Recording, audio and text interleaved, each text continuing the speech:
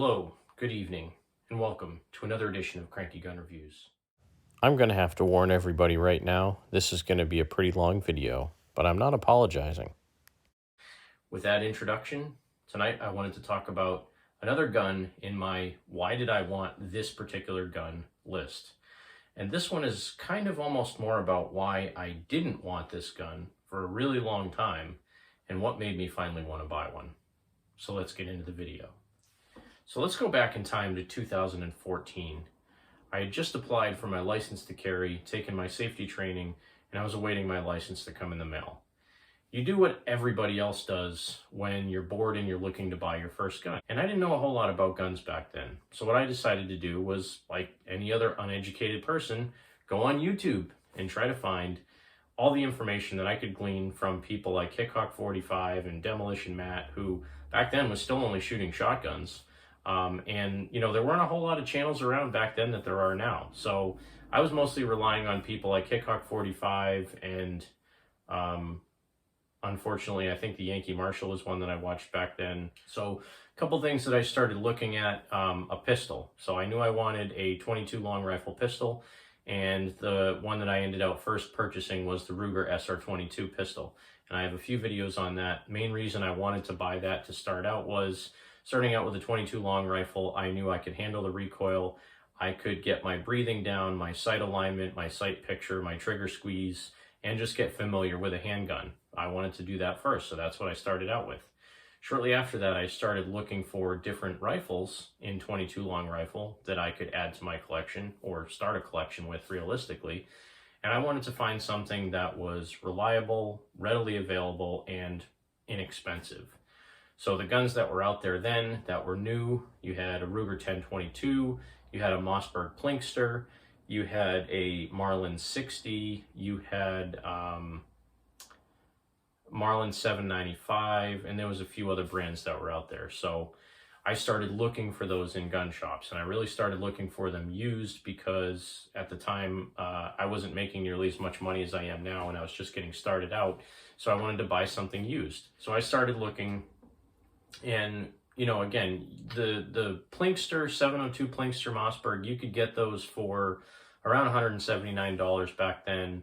But I hadn't gotten the best reviews on those. I think Savage had a 22 long rifle semi-auto that wasn't very great either as far as the reviews go. The two that I kept coming back to was the Ruger 1022 and the Marlin 60. And for reasons unbeknownst to me, I took to the Marlin 60. I always like the look of the barrel that has the magazine tube underneath it, akin to lever actions and things like that that have a gate loader on the side. They always have a tube magazine under the barrel. I like the way those look. So naturally I gravitated towards the Marlin 60.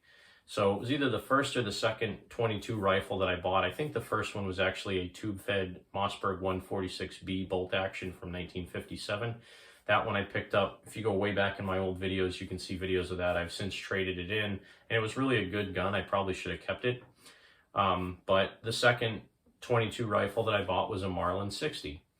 And the one that I bought was manufactured in 1986. It had been very lightly fired, if at all. When I got it, it still had the sticker on the bottom of the stock that talked about, the Marlin company and all that stuff. The action inside was whistle clean. There wasn't any powder burns or residue or that gritty stuff that you get from 22. So it's very likely that it was either very well cared for or it might have never been fired when I got it. And like everybody else, I learned how to clean it. I learned how to reassemble it. And I made some mistakes when I got it. So on those, when you're cleaning them, when you take the action out of the bottom of the barrel or the bottom of the receiver, if you don't have the bolt pulled to the back when you slap the action back in and put the rear pin in, there's a little tiny ejector wire that can get crushed. And if that ejector wire gets crushed, you'll have ejection issues on the gun. So shortly after I bought it, I was having all kinds of issues with it not ejecting. And, I wanted to make it run correctly. I took it apart, I cleaned it, I polished up the bolt on a stone, fixed the ejection wire, put it all back together, and it ran great. So for several years, I had a Marlin 60 standard blued model. A couple years later, I picked up a stainless steel model and a laminate stock. And I was totally against buying this particular brand of rifle. So what I'm talking about, the gun that I almost didn't want to buy, and basically my journey with the Marlin 60 made me, I love the gun. I mean, I tuned up both of my Marlin 60s. They ran like sewing machines. You could basically set them up to run with any type of ammo. I'd run Thunderbolt through them. I'd run Golden Bullet. I'd run Yellow Jacket through them. And I could basically get them to run with any type of ammo. And I was perfectly happy with them. I didn't need a magazine. I didn't need all the flexibility to be able to change the rifle. Then I bought this gun. This is a 50th anniversary 1022 takedown model. And this particular one, it's not in the original wood furniture anymore. It's still mostly stock, I would say. This is in a Magpul stock, and this has a Keystone Arms KSA microgrooved barrel on it for a takedown. And so the gun that I'm talking about in this video, why did I want this gun, is the Ruger 1022 series of rifles. This was the first one I bought, and shortly after I bought it, I realized it was a great shooter. I really liked the way it shot. I shot it once in a while. I really liked it. I liked the rotary mags. I liked how they functioned, and I did a few minor upgrades to it. I actually made my own auto bolt release by taking the factory one out and filing it the correct amount to get it to work properly. I put an extended mag release on it. This is actually the Ruger brand extended mag release, and I did a series on these in 1022 favorite things. This is actually my favorite one. And then it has an M Carbo trigger kit in it. On top, it has a Crimson Trace red dot. This is, I believe, a 4mm red dot. I really like these. They're budget optics for what they are. And again, I mentioned it has a Magpul Backpacker X22 stock on it for the takedown. These are really cool. The comb in the back pops open. There's storage in here. You can either have 3 magazines with 10 rounds each in them, or you can throw a 50-round box of ammo in the back with 1 magazine. There's also a cleaning cloth in there for the lenses on my red dot. So this is my first 1022. And like I said, I didn't shoot it a whole lot. I shot my Marlin 60s more than this gun for many years. And then one time I was in a shop, and I'm trying to think what the second 1022 I bought was. I think it was just a standard receiver wood stock 1022 that I bought. And then shortly after that, I bought one off a buddy of mine that had a Butler Creek folding stock. Standard barrel, everything else otherwise. And then I bought a 1022 Target model. Then I bought another 1022 Target model. And then I bought a Archangel stock for a standard receiver 1022. And that one now looks like an AR style rifle. They're very flexible. It's basically the Barbie doll of 22 rifles, because you can buy a stock receiver and you can change every other component in there, and it's still the same receiver. So it's still the same, serialized receiver. You don't have to worry about doing any paperwork, but you can change every other component on this gun. Or you can buy an aftermarket receiver from Brownells or Tandem Cross or a whole bunch of other companies that make them. But let's talk about what makes these guns great and why now I have so many of them. The Ruger 1022 rifle. I apologize a little bit for the setup I have on the table. It's not really the best setup with the best backdrop, but it's what I have to work with right now. So again, talking about really why now I love the Ruger 1022 rifle and what made me want to buy the ones that I have now. Well, after having this 1022 takedown for a few years and realizing how reliable it was and how fun it was to shoot, and if you really wanted to go out on the range and blow through 500 rounds of ammo in an afternoon, it's very easy to do, especially if you have different magazines for it.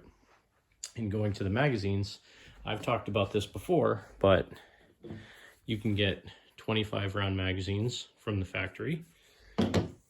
You can get 15-round magazines from the factory. You can get a standard 10-round magazine, which typically this is what they come with. The M1 model actually came with a 15-round magazine, but you can get 10-round standard black plastic magazines. You can get 10-round clear magazines, which are kind of cool because you can see how many rounds you have in there. You can get these tandem cross, double cross magazines, which is basically the guts of 2 of those factory black magazines inside of one of these magazine stackers. And this is 20 rounds in effectively 2 magazine housings for compliant resistant states, or for states that have special requirements for compliance. This still qualifies technically as 2 magazines because you have to take it out, flip it around, and put it back in to get more rounds out of it. So that's 20 rounds. You can also get these mag stackers, which is basically this plate that goes in between 2 factory magazines and clips them together. So again, same thing as the tandem cross, double cross, it just stacks 2 magazines together. Now the nice thing about the 1022, it's extremely modular. Like an AR-15, you can buy just about any parts for these things to customize them however you want. So we talked about my 1022 takedown in the Magpul X22 backpacker stock. That one's a fairly simple build, but I'll move on to the M1 Garand 1022. And I believe E. Arthur Brown makes a 1022 conversion with the M1 stock. This is actually a Ruger factory option 1022 M1 carbine. So it has a standard 18-inch barrel. I believe it comes with a pick rail on top of it with better than normal kind of peep sights on it. It's pretty cool. So they kind of look more like a mini 14 sight. But the action and everything else is just standard 1022 parts. So if you found one of these stocks online and you wanted to build a 1022 M1 carbine, you can either get an E. Arthur Brown, or I think there's one other company that makes them, or you can just buy a Ruger 1022 in an M1 carbine stock. This one does have a ramline clamp-on muzzle brake, just to give it kind of a cool look. See if I can get a close-up of that. So I've done videos on this before, but it has 3 set screws on it, but it's just a ramline muzzle brake. Nothing special. And 1022s do not need muzzle brakes whatsoever. But I just thought it looked cool. So that was one of the more recent 1022s I bought. I've had that one for a couple of years now. I really like it. All of mine pretty much have a M-Carbo trigger kit in them, which is 2 springs that you replace. One of them behind the trigger, there's a little plunger in there, and then the sear spring. So it doesn't reduce the trigger pull a whole lot. If I were to guess, it probably only drops it 1 to 2 pounds, but it gives you a much crisper trigger pull, just because it takes out a lot of that unnecessary forward spring motion that you're fighting when you pull the trigger. This one also has a Ruger extended magazine release on it. Like I said, that factory rail. I haven't put any optics on that one. I kind of like the factory sights that are on it. I do have another Crimson Trace red dot that I'm either going to put on this, or I'm going to put on my Archangel stock model, which I'll show you next. So this one I've done a few videos on, a couple of range videos, and the video when I actually assembled the stock on this one, and when I disassembled it to clean it. So this is an Archangel AA556R-EX stock, made to look like modern sporting rifle, but the action, the barrel, and everything from a standard 1022 bolts directly into this chassis. I like this one because the fiberglass or fiber reinforced plastic on this, the polymer, is extremely rigid. It worked really well when I assembled it. It did take me a little bit more time to put it together, mainly because they say when you put it together, you're supposed to heat it up with a hairdryer the first time you put it together because it is so tight, the plastics on it. I did not do that, so I used the force it together method. I used the screws when I assembled it to pull it together in all directions, and since it's been together a couple of years now, it's really fit itself really well. The only thing I really don't like about this chassis is that you have to take, on the top of the rail, the 4 screws that go into the receiver for a standard factory rail. That's what holds the top of the receiver into the frame, the chassis. Those screws, if you're not careful, can get stripped out pretty easily. So you got to be careful if you take it apart a lot. The good thing about 1022s, you can get in there fairly well and do a pretty good cleaning job without having to disassemble the entire thing. Put a few drops of CLP in there, run some patches on a screwdriver, or you know, use a good bore snake and just kind of swab out the inside of the action. You can do a fairly good job keeping it clean, but every 5, 6, 7, 800 rounds, you will have to take it apart and clean it because you get a lot of that grit from the 22 long rifle in there. So it does take a little bit of cleaning once in a while. But this chassis is cool. It has an adjustable stock on the back of it. It has a storage compartment inside the handle, so I have a bore snake in there. And again, I put a magazine release, extended magazine release on this. I think that's a Timber Creek on this particular one. I do have another Ruger extended magazine release for this one. I just haven't put it on yet. Has an angled foregrip.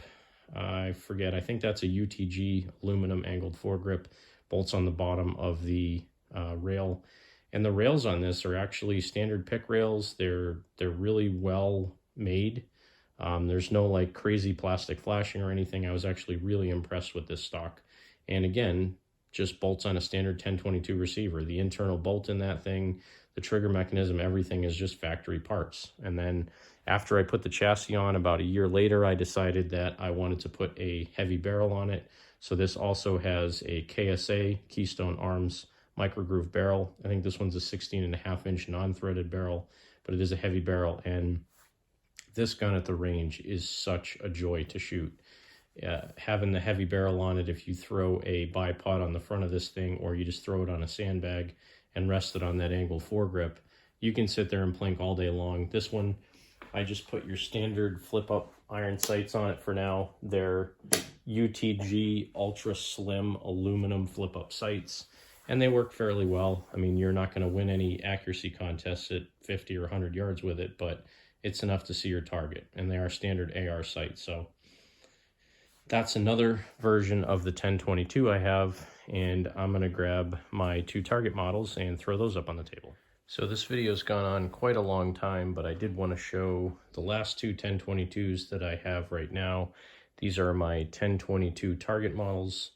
These were factory built. I believe both of these are from the early to mid 2000s. I know the stainless steel version, which is here in the front, was made in 2004. The blued version, I think, was 2003 or 2006. I'd have to look it up again. These were factory made from Ruger. They had what they called back then their target triggers, and if I were to guess, I would say it's probably pretty close to what the BX triggers are now. They came with nice laminate stocks, fully floated 20-inch cold hammer forged barrels. They came with your basically standard receiver otherwise. I mean, standard bolt, standard firing pin, and everything else from what I can tell, but really they have a nice heavy laminate stock. They have a really nice 920 diameter bull barrel that's cold hammer forged, and they're great shooters. They don't come with sights from the factory, so you have to use either the factory Ruger rail, or you can put a different rail on them, and you have to use a scope. So I can shoot these about as accurately as I can my Ruger precision rimfire, and maybe that's not saying a lot for me. I'm, again, not always the best shot, but I'm trying to get a little bit better at my target shooting, get a little bit more accurate by using a sandbag instead of using the cheap bipods that I have. But I do have bipod mounts on these as well.